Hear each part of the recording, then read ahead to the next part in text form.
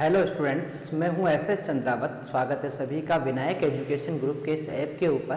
प्यारे विद्यार्थियों, आपके सामने फिर से लेकर हाजिर हो चुका हूं 12th क्लास केमिस्ट्री और इसके अंदर अपन चर्चा कर रहे हैं लेसन 9 उपसंयोजक यौगिक से संबंधित।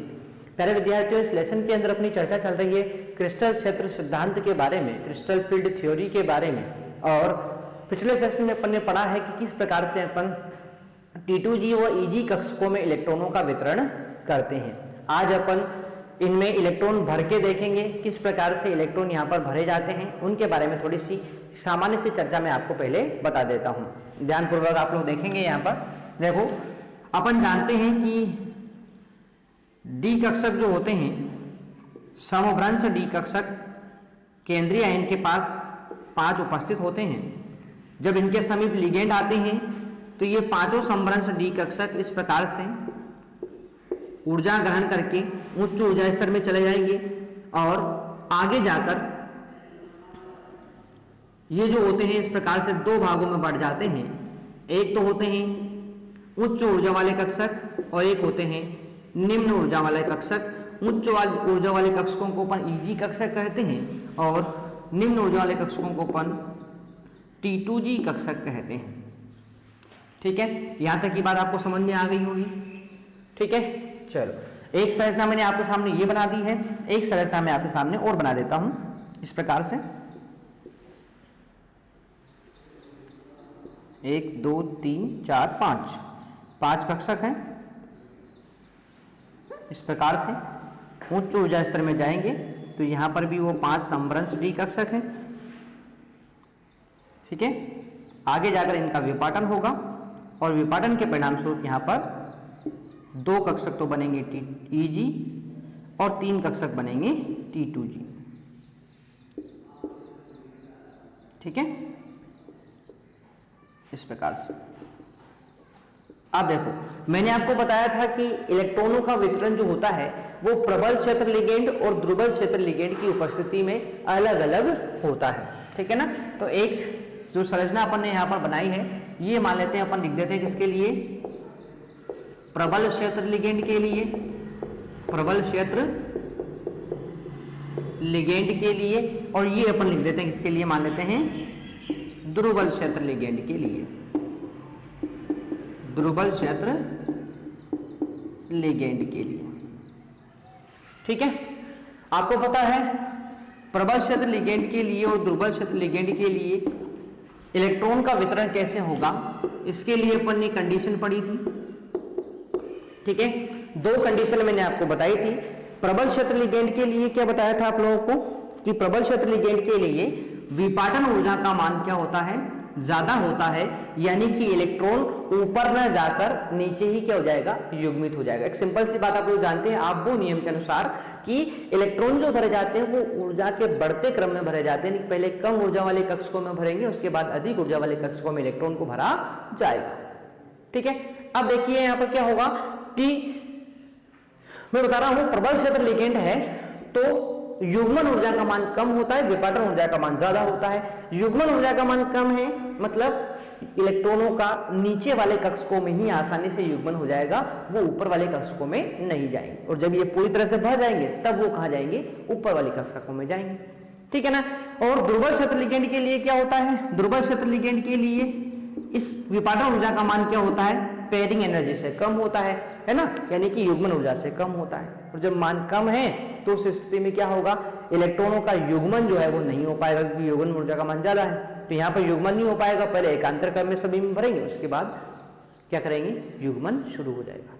ठीक है ना। जैसे उदाहरण मैं आपको देता हूं, जैसे सबसे पहले मैं बात करता हूं यहां पर कि D1 विन्यास है। कौन सा विन्यास है, D1 विन्यास।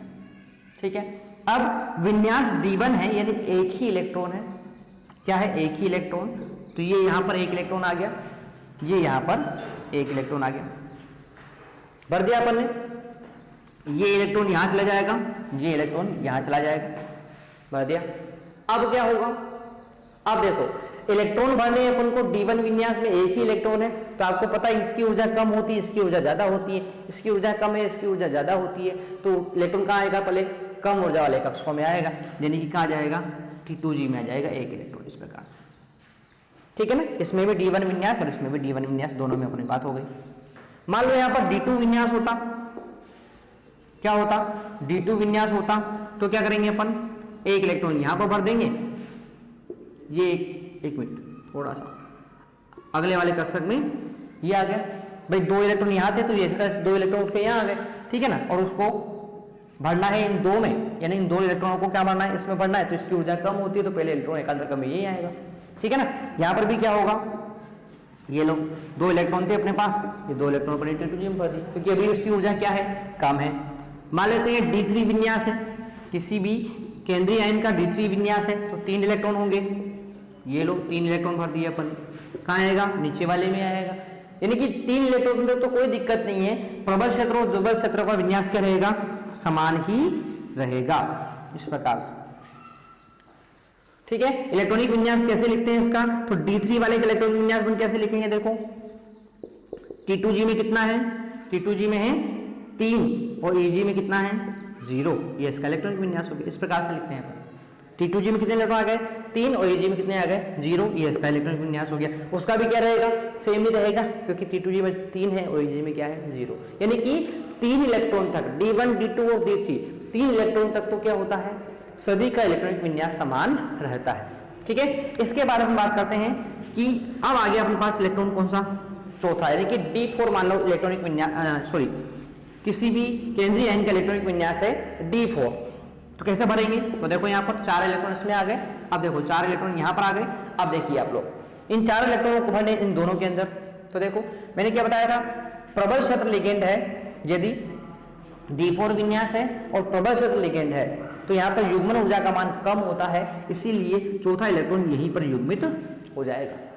परंतु D4 विन्यास है और इलेक्ट्रॉन दुर्बल क्षेत्र वाला है तो फिर युग्मन ऊर्जा का मान ज्यादा होता है, यानी कि यहाँ पर इलेक्ट्रॉन का युग्मन नहीं हो पाएगा, वो कहाँ जाएगा, ऊपर की तरफ जाएगा, यानी कि D4 विन्यास यदि प्रबल क्षेत्र लिगेंड के लिए है तो यहाँ पर इलेक्ट्रॉनिक विन्यास क्या हो जाएगा, T2G 4 Eg 0, और यहाँ पर कितना हो जाएगा D4 के लिए T2G 3 और Eg 1, इस प्रकार से, ठीक है। तो इस प्रकार से अपने इलेक्ट्रॉनिक विन्यास यहाँ पर लिखते हैं, ठीक है। आगे अपन यहाँ पर चर्चा करें तो देखिए आप लोग, यदि अपन बात करते हैं यहाँ पर D5 विन्यास होता, क्या होता, D5 विन्यास होता तो बात वही आ जाती है, 5 इलेक्ट्रॉन यहाँ पर भरे हुए हैं, अब इन 5 इलेक्ट्रॉनों को भरना है तो युग्मन ऊर्जा का मान क्या है, प्रबल क्षेत्र लिगेंड के लिए कम है तो यहाँ पर युग्मन हो जाएगा, ठीक है। परंतु यहाँ पर युग्मन ऊर्जा का मान ज्यादा है तो युग्मन तो हो नहीं पाएगा, कहाँ जाएगा, पहले इसमें जाएगा, ठीक है। तो यहां तक की बात अपनी हो गई है। अब बात करते हैं, मान लो विन्यास क्या है, D6 है, क्या है D6, अब इसकी बात करते हैं अपन, तो देखिए D6 विन्यास यानी कि 6 इलेक्ट्रॉन है, ये लो 6 इलेक्ट्रॉन हो गए, अब 6 इलेक्ट्रॉन भरने हैं तो कैसे भरेंगे, देखो अभी तो आपको पता है यहाँ पर 1 इलेक्ट्रॉन कम है, तो क्या करेंगे अपन, युग्मन ऊर्जा का मान कम होने के कारण छठा इलेक्ट्रॉन भी यहीं पर आ जाएगा, यानी कि D6 विन्यास के लिए यहाँ पर इसका विन्यास कौन सा हो जाएगा, T2G6 Eg 0 हो जाएगा, ठीक है ना। परंतु यहां पर बात करें अपन D6 के लिए तो देखो क्या होगा, यहां पर ये लो थोड़ा सा, ठीक है। तो यहां पर देखिए आप लोग, ये 6 इलेक्ट्रॉन है, इसके बाद भी कितने हैं, ये 6 इलेक्ट्रॉन है, अब यहां पर अपन को इलेक्ट्रॉन भरने हैं तो कैसे भरेंगे अपन, देखिए आप लोग इस प्रकार से 6 इलेक्ट्रॉन, 5 इलेक्ट्रॉन भर चुके अपन, छठा इलेक्ट्रॉन अब वापस कहाँ जाएगा, नीचे, क्योंकि इसकी ऊर्जा क्या होती है, कम होती है, तो इसका इलेक्ट्रॉन विन्यास क्या जाएगा D6 में T2G 4 Eg 2, इस प्रकार से। तो इस प्रकार से अपन क्या कर सकते हैं, प्रबल क्षेत्र लिगेंड और दुर्बल क्षेत्र लिगेंड में इलेक्ट्रॉनिक विन्यास लिखते हैं इन केंद्रीय आयन के इलेक्ट्रॉनिक विन्यास के आधार पर, ठीक है ना। तो ये कुछ इलेक्ट्रॉनिक विन्यास मैंने आपको भरना सिखा दिया है, आशा करता हूं आपको ये बात यहाँ पर समझ में आ गई है। अब सभी के इलेक्ट्रॉनिक विन्यास में टेबल के फॉर्म में आपको बताने वाला हूं, तो आप लोग उसको कंप्लीट कर लीजिएगा, ठीक है। चलो, तो अब अपन सभी के इलेक्ट्रॉनिक विन्यास एक साथ यहाँ पर लिख देते हैं, भरना मैंने आपको सिखा दिया है, तो आप लोग इसकी 1-2 बार प्रैक्टिस करेंगे, और प्रैक्टिस करने से देखो क्या होता है, प्यारे विद्यार्थियों, प्रैक्टिस करना आपके लिए बहुत जरूरी है, ठीक है। आप लोग घर पे जो है उस पर प्रैक्टिस करेंगे किस प्रकार से इलेक्ट्रॉनिक विन्यास अपन भरते हैं, तो आपको ये सारी चीजें बहुत विस्तार से कंप्लीट हो जाएगी, ठीक है ना। जैसे मैं आपको टेबल यहाँ पर बनवा देता हूं, D इलेक्ट्रॉन अपने पास है, प्रबल क्षेत्र लिगेंड प्रबल क्षेत्र लिगेंड यदि हुआ, प्रबल क्षेत्र लिगेंड यदि हुआ तो यहां पर T2G में कितने इलेक्ट्रॉन होंगे और Eg में कितने इलेक्ट्रॉन होंगे।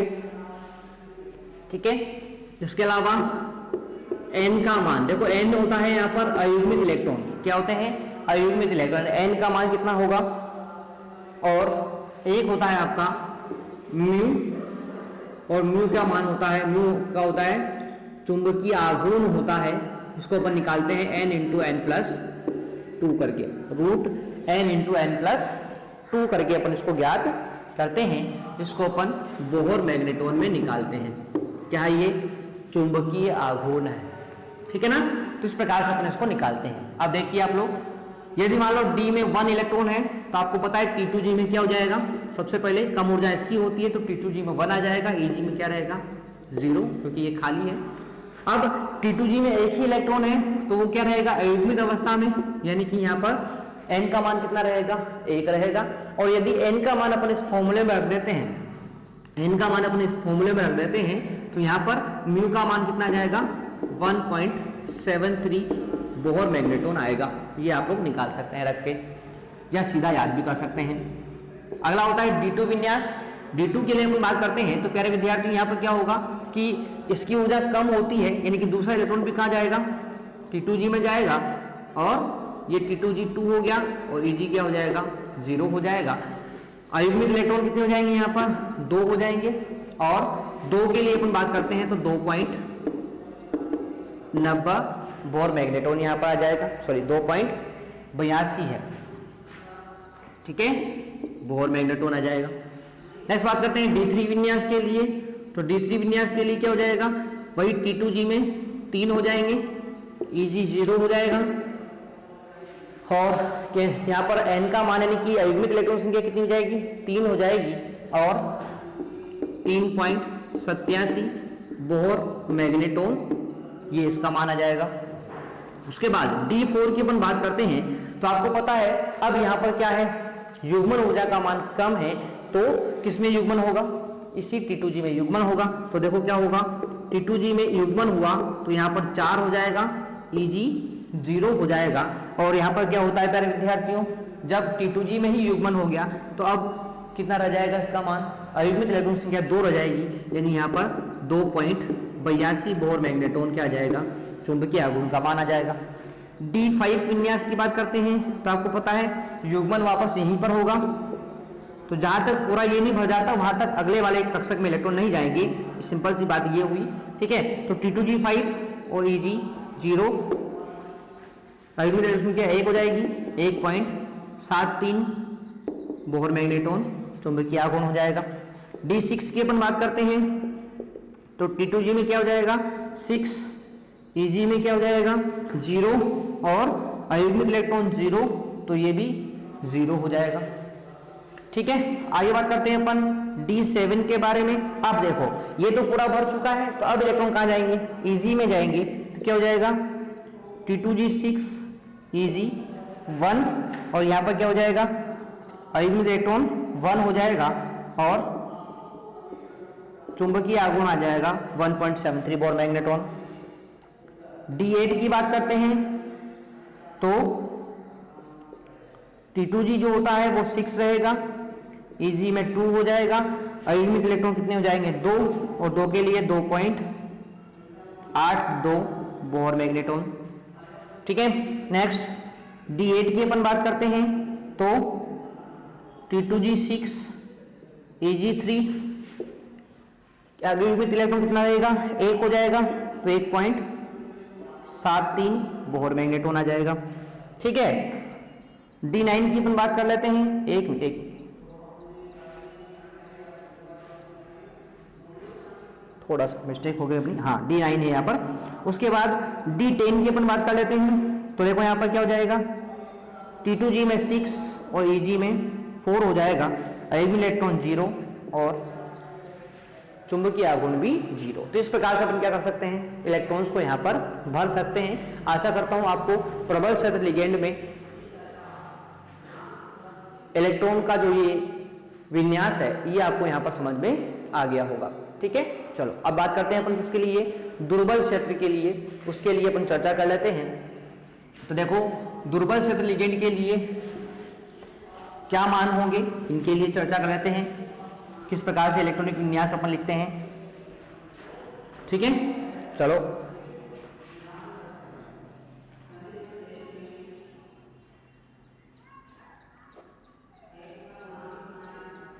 तो ध्यानपूर्वक आप लोग इसको लिखेंगे। यहां पर देखिए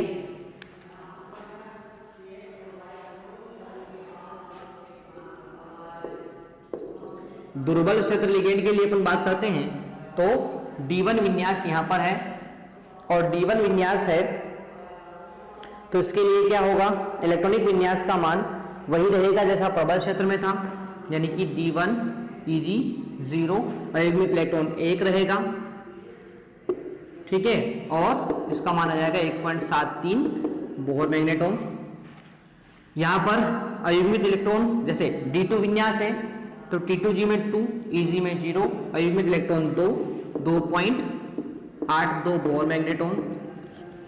ठीक है, 3 है विन्यास तो T2G में 3 आ जाएगा, Eg में 0, अयुग्मित इलेक्ट्रॉन 3, 3.87 बोहर मैग्नेटॉन।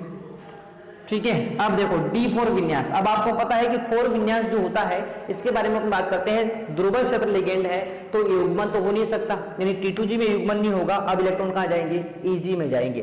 ठीक है, तो T2G में क्या जाएगा 3 और Eg में कितना हो जाएगा 1।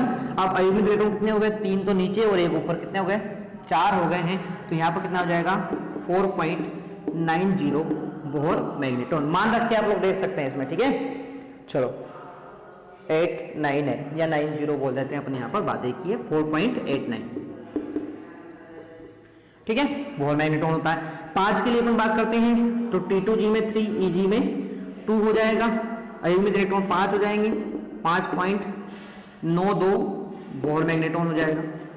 ठीक है, यहाँ पर देखो D6 की अपन बात करते हैं। अब देखो सभी में एक एक इलेक्ट्रॉन भर चुके हैं, तब कहाँ आएगा वापस T2G में, यानी T2G 4, Eg 2 हो जाएगा। तो यहाँ पर अयुग्मित इलेक्ट्रॉन की कितनी हो जाएगी, अब कम हो गई वापस, यानी कितनी रह जाएगी 4 रह जाएगी, यानी 4.89 बोहर मैग्नेटॉन ये हो जाएगा। ठीक है, उसके बाद बात करते हैं अपन D7 के बारे में। तो यहाँ पर क्या होता है प्यारे विद्यार्थियों, देखो यहाँ पर क्या हो जाएगा, एक इलेक्ट्रॉन और बढ़ेगा, युग्मन हो जाएगा, यानी 5, Eg में 2 हो जाएगा, अयुग्मित इलेक्ट्रॉन संख्या 3 रह जाएगी, 3.87 बोहर मैग्नेटॉन। ठीक है, 8 की बात करें अपन तो T2G 6 और Eg 2 हो जाएगा। तो यहाँ पर अयुग्मित इलेक्ट्रॉन संख्या कितनी हो जाएगी 2, तो 2.82 बोहर मैग्नेटॉन। ठीक है, D9 विन्यास है, एक मिनट, हाँ यहाँ पर अपने पास आ गया है D8 विन्यास, तो अपने भर दिया है। D9 विन्यास की बात कर लेते हैं तो T2G में 6, अब Eg में वापस युग्मन होना शुरू हो जाएगा, यानी कि 3 हो जाएगा। यहाँ पर अयुग्मित इलेक्ट्रॉन कितना रह गया, 1 रह गया, तो 1.73 बोहर मैग्नेटॉन। और D10 की अपन बात करते हैं तो यहाँ 6 हो गया और यहाँ पर 4 हो गया है, तो यहाँ पर कितना हो जाएगा 0 और 0। ठीक है, तो इस प्रकार से अपन क्या कर सकते हैं, अष्टफलकीय संकुलों में प्रबल क्षेत्र व दुर्बल क्षेत्र लिगेंड वाले जो संकुल होते हैं उनका इलेक्ट्रॉनिक विन्यास इस प्रकार से अपन यहाँ पर लिख पाते हैं। ठीक है मेरे विद्यार्थियों, तो ये था अपना अष्टफलकीय संकुलों के अंदर T2G व Eg कक्षकों में इलेक्ट्रॉनिक विन्यास लिखना। आशा करता हूँ सभी प्यारे विद्यार्थियों को यहाँ तक की बात समझ में आ गई होगी। अब ये है T2G, ये है अपना अष्टफलकीय लिगेंडों के लिए, अष्टफलकीय संकुलों के लिए। अब अपन बात करेंगे चतुष्फलकीय संकुलों के लिए क्रिस्टल क्षेत्र व्यपाटन के बारे में, जो अपन चर्चा करेंगे नेक्स्ट सेशन में। तो आप लोगों को सेशन में आना ना भूलिएगा। मिलते हैं अपन नेक्स्ट सेशन में, तब तक के लिए टेक केयर, बाय।